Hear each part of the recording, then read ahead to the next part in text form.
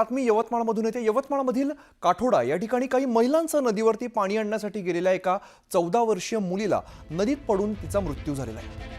गावातील महिलांना पाण्यासाठी शेजारच्या नदीवरती जावं लागतंय। मूलभूत सोयी सुविधा उपलब्ध व्हाव्यात अशी मागणी ग्रामस्थांनी सतत केली आहे, परंतु त्या मागणीकडे दुर्लक्ष केलं जात आहे। 10 फेब्रुवारीला गावातील काही महिला पाण्यासाठी नदीवर गेल्या असता त्यावेळेला वेदिकाचा पाय घसरला आणि तिचा बुडून मृत्यू झाला आणि अशा प्रकारचा अहवाल काठोडा ग्रामपंचायतने तहसीलदार यांच्याकडे पाठवलेला आहे। यवतमाळमध्ये सतत नागरिकांना पाणी टंचाईचा सामना करावा लागतोय। प्रशासनाने वेळीच दखल घेतली असती तर वेदिकाचा जीव गेला नसता अशी खंत कुटुंबियांनी व्यक्त केली आहे।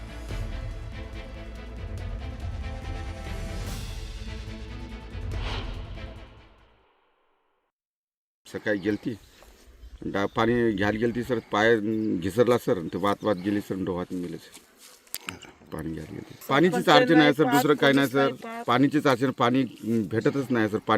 पाणी म्हणजे पाणीच आहेच नाही गावात, पहिली गोष्ट हे आहे सर।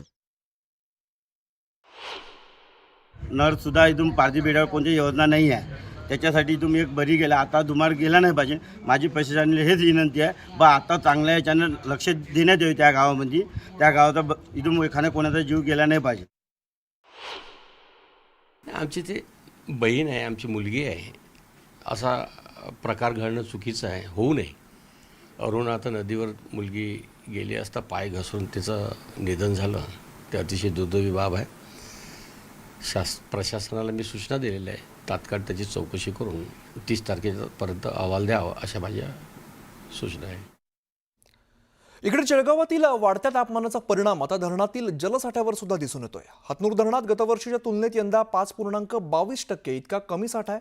गेल्या वर्षी 17 एप्रिल 2024 रोजी धरणामध्ये 53.53% इतका जिवंत पाणीसाठा होता, तर यंदा 48.31% एवढा आहे।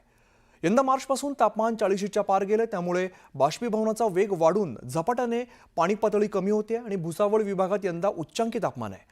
शहराच्या तापमानात 44.3 अंश सेल्सिअसचा टप्पा गाठलाय।